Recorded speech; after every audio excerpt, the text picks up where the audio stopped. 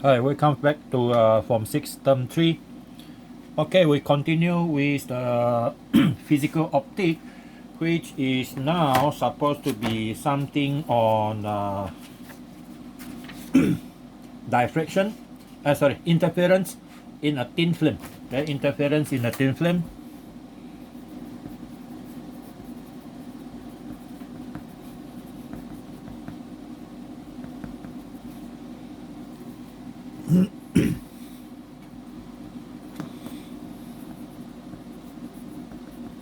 Okay, interference in a thin film can be observed in daily life. For example, we have oil, okay, oil on water surface. That's number one. Number B will be lens surface.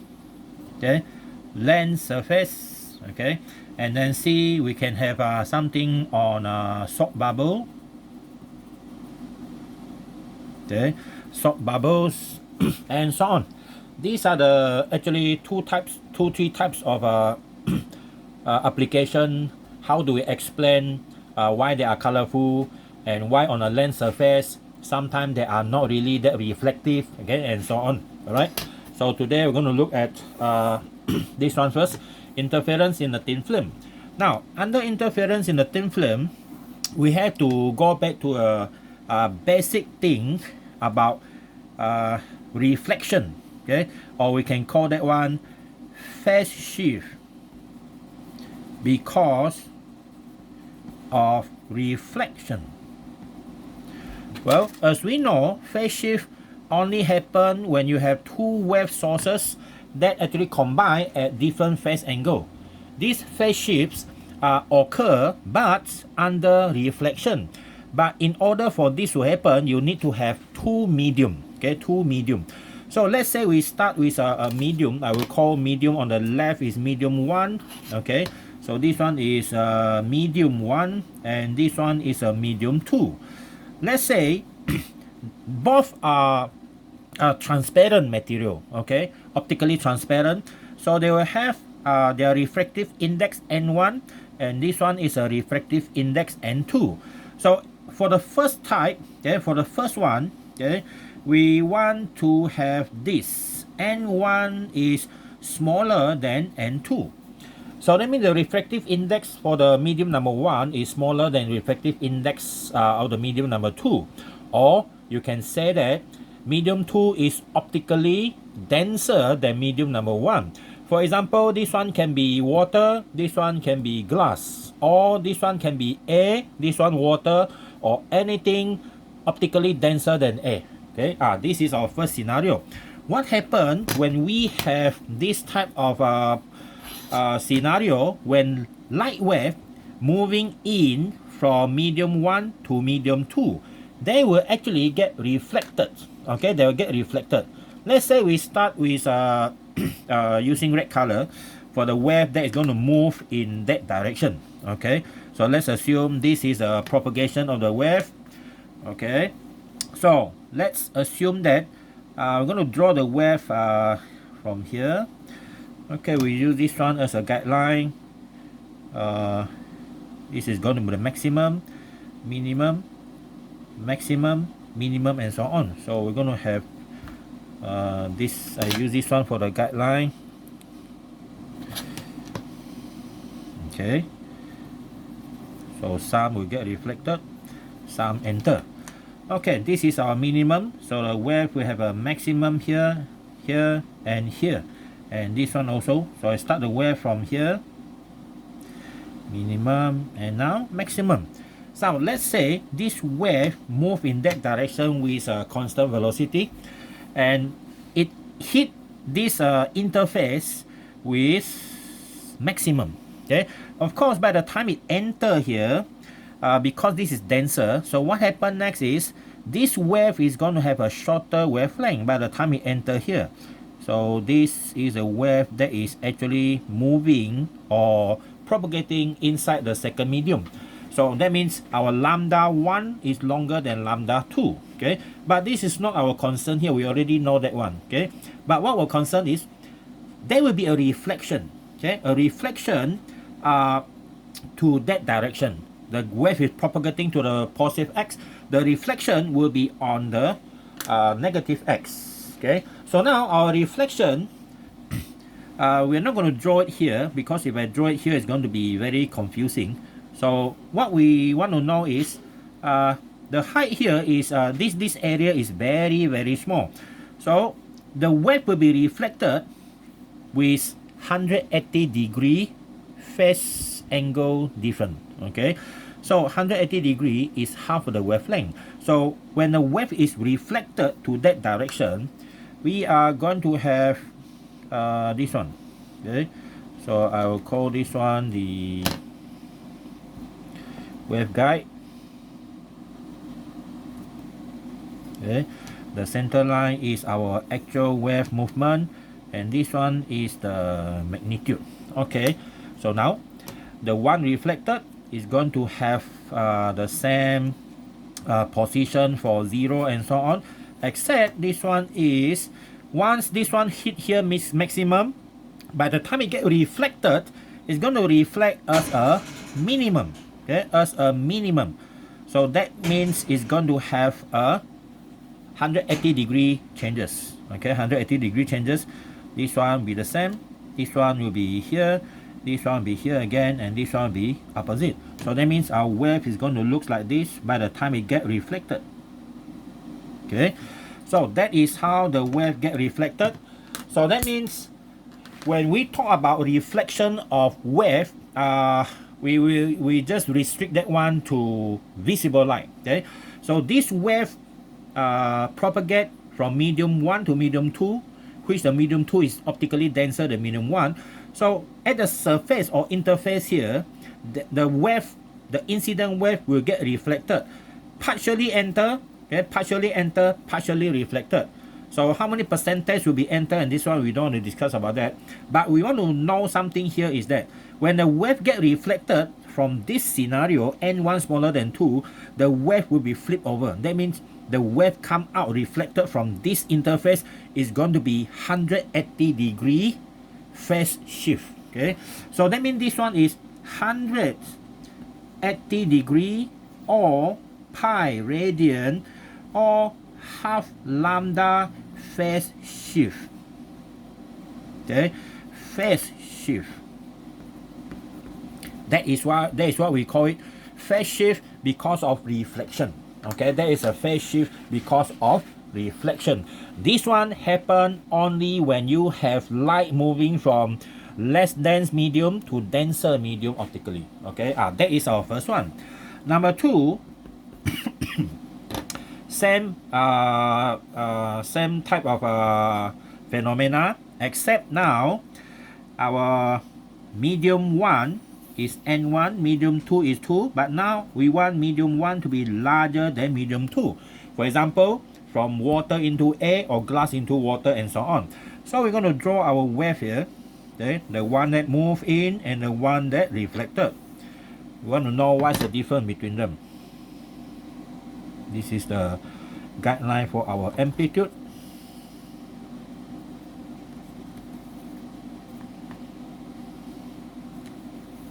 Here. Okay, the top one is for light incident onto the surface, and then we use a red color one.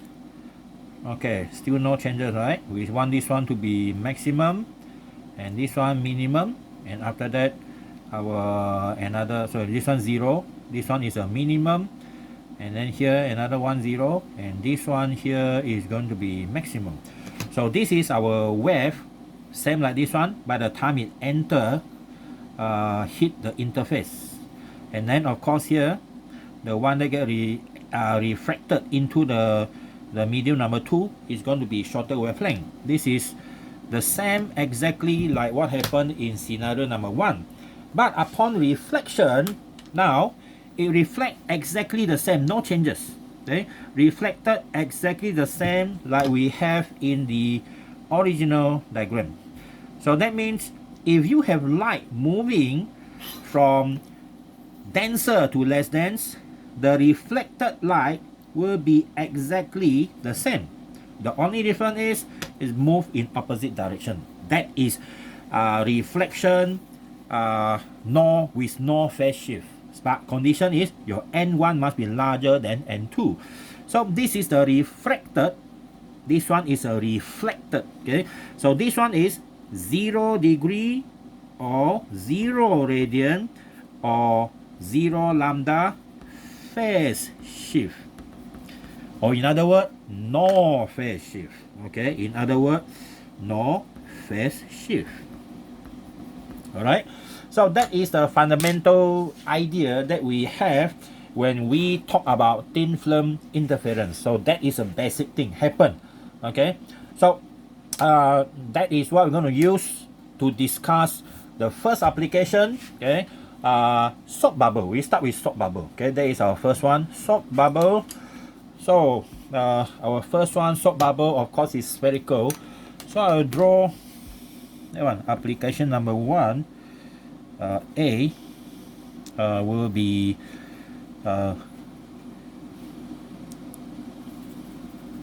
soap bubble. Okay, soap bubble.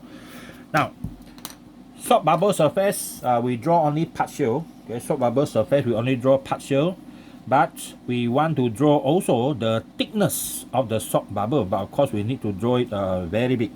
Okay, so this is our soap bubble outer surface, and then the inner surface we make it thick.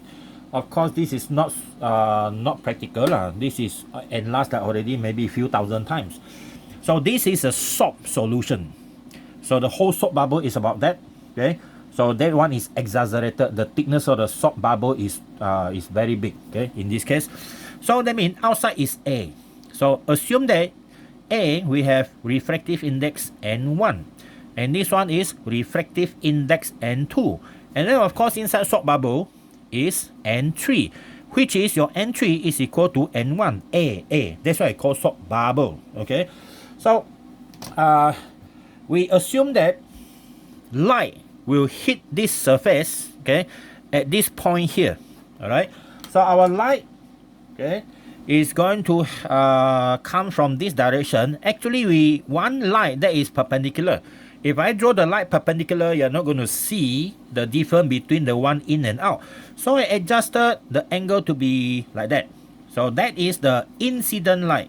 Okay, light that hit the surface of the soap bubble. Okay, the soap bubble, and then I will call this point here point A, the first contact. Okay, point A, and then at this surface there are two event will happen. Okay, number one is reflection. Okay, reflection, and then number two, of course, is refraction. The light enter into that surface. So our light here, okay, of course, under refraction, if we draw this normal line, what happens is the angle of the refraction is going to be smaller compared to our angle of incident. So that is our light under refraction. From here, refract, and then at the same time we also have another light that is reflected from the surface. I will call this one R1, first reflection. Okay, this is a first reflection, and then other than that, this surface here is also built out from two different materials, air and soap solution. So it will get reflected from the same surface here. Okay, and then of course upon reflection it will refract one more time. This is reflection, okay, here, and then this one is refraction one more time, and this R1 R2 is almost parallel. Okay, so I will call this one R2, reflection number 2. So now the place where it's reflect the second time, this location I will call point B. Okay, I'll call that one point B. So now we have to analyze what happened at point B and point A. Okay, we're going to analyze them one by one. So at point A, okay, at point A, N1 is smaller than N2. See or not? N1 on the left is smaller than N2 because this is Soap solution. Soap solution, of course, is liquid. A, gas. So gas has smaller refractive index compared to water, so soap solution. Okay, so our N1 is smaller than N2. That means it's actually fall into this category. Your N1 is smaller than N2. That means the reflected ray here is going to have half lambda changes. Okay, it's going to have half lambda changes here. So I write here, this is half lambda changes. And this lambda is referred to the same lambda that it enter into this N2. So I call this one half lambda N2. Okay, half lambda N2. Lambda N2 is the wavelength of the light that actually enter the soap solution. And the lambda here is lambda only, pure lambda, the light that we actually see. Okay, of course you don't see the light inside here, you see the reflection of the light. Okay, now at another one is at B. Okay, so at A first, at A, N1 smaller than N2, so this will result in R1 has half lambda N2 phase shift. Okay, phase shift. All right, and then at point B, okay, at point B, now here your N2 is larger than N3. Okay, N2 larger than N3, so now it means that the left hand side is denser than the right hand side. Now it corresponds to the second scenario here. So that means the reflection here will not have any. Okay, the R2 conclusion number one is R2. Sorry, this is in this case it has two conclusions. Number one is R2 has 0 lambda phase shift. Okay, R1 have half lambda phase shift. This one got no phase shift at all based on reflection here. But don't forget, this bubble, soap bubble, has a thickness of T. Okay, it has a thickness of T. So that means the light ray that enter the soap bubble go in and out and then come out as R2. By the time it come out as R2, even though it does not have phase shift because point B, but it still have extra distance travels, you know, in, out. So 2 times of T. Why we can assume it is T even though they're not parallel? Of course, we assume the theta is very small. Based on assumption, theta is very, very small compared to 1 radian. So of course, when they are very small, you can assume that they are very parallel. So that means the distance here to here, here to here is 2 times of T. Alright? So that means your R2 have extra distance of 2T. Okay? It is moving extra distance of 2T. So now, what we want is, we want to find what is the minimum thickness so that you can see a colorful soap bubble. Okay, a colorful soap bubble. So how do we do it? We can actually table them down like this. We want to make comparison between R1 and R2. Okay, that is important. Only between R1 and R2. So this is what happened to R1. This is what happened to R2. Now our first condition is this. Okay, our first condition is, this is a condition. Number one, of course, is phase shift. Okay, based on reflection. R1 has a half lambda phase shift here. So your R1 have half lambda phase shift. Okay, half lambda phase shift. But B point, which is from R2, it does not have 0. That is the first one. Okay, the first condition. Number 2, optical path. Okay, optical path. So since we got 2 optical paths here, one is for R1, one is for R2. So our first one is here. Optical path number for R1. optical path for R1, you see, in out, it does not have any extra distance, so this is 0. But optical path for R2, this is extra distance travel, 1, 2. So you have 2t. You have 2t. So you write down like that. Okay, we write down like that so that afterwards we can actually compile an equation and solve the problem from the minimum t value. Okay, but we know that if you have placed soap bubble before, I believe you placed soap bubble before. Okay, so when you look at the soap bubble under the reflection of the sunlight or any light you can shine on, it's colorful.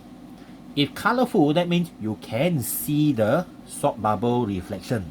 So if you can see that, that is constructive interference. Okay, constructive interference. So that means to see a colorful,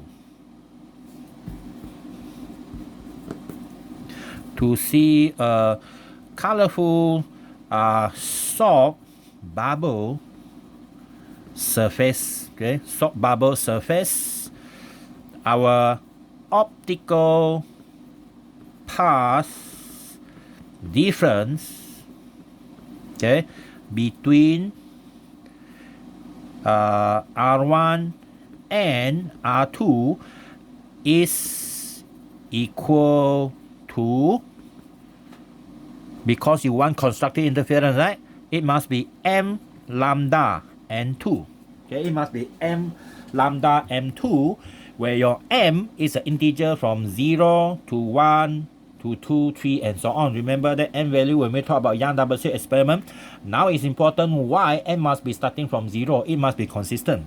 So our optical path difference, okay, optical path difference. We have a symbol. We don't have to every time write this one.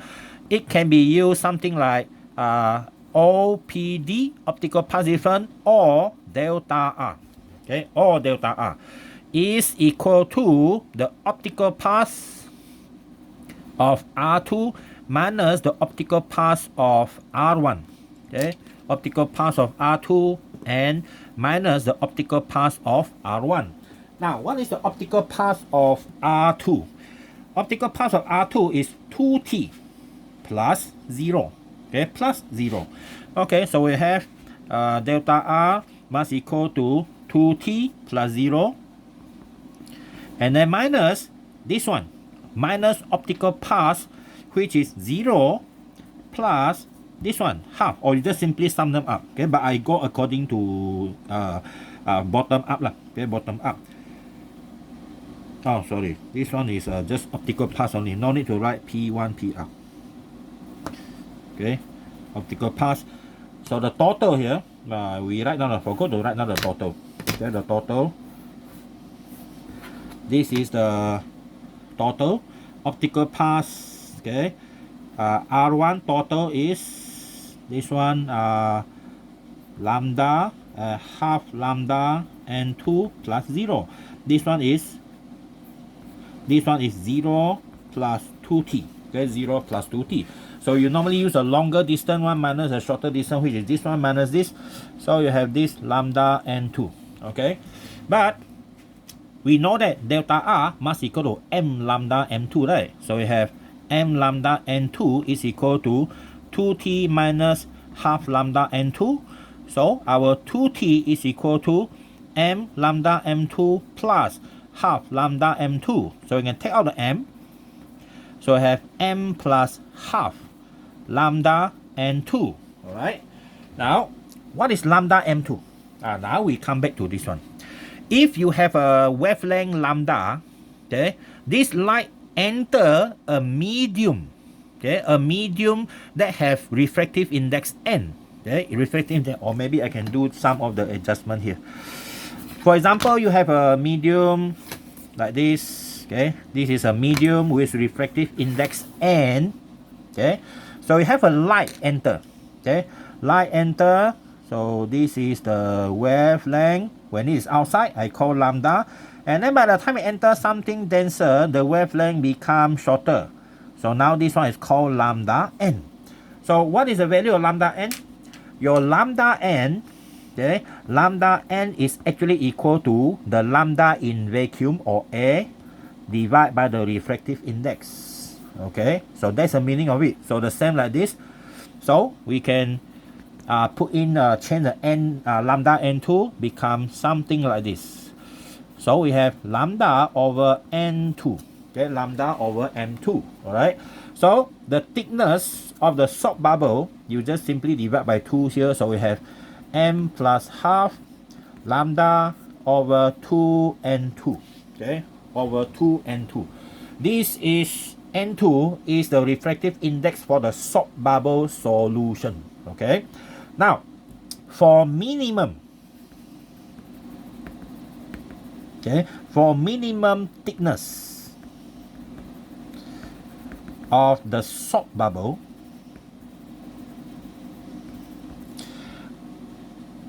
everything cannot change except m.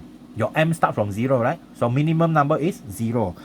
M is equal to 0, so your T is equal to 0 plus this one, so lambda over 4 and 2. Okay, lambda for all m2. But if your n2 is equal to n, generally your formula is equal to lambda over 4n. Alright, so that is the equation that we want to derive for thin film application number 1, soap bubble. Okay, so normally you can see that the thickness is actually very much thinner than the wavelength. So if somebody asks you, can you touch the wavelength of the light? Of course you can. You blow the soap bubble, you touch, exploded, you're destroying the wavelength already. Well, of course that is not a direct proof. Okay, so that is our first application, soap bubble, okay, under thin film. Now, next one is when we use lenses. Okay, when we use this page 1. Okay, when we use our lenses or lens to make any image, to produce any image based on any optical devices. So what we have is this. We want the lens not to reflect light. Okay, we don't want the lens to reflect light. Why? If you have a lens and it started lens surface that can reflect light. So for example, this is a lens surface that can reflect light. So if you have normal application like you are astronomical telescope, of course it's not really that what we call that important. But when you are a professional photographer under normal usage, or you are military soldier or whatever, okay, this is what happens when you have a lens that can reflect light.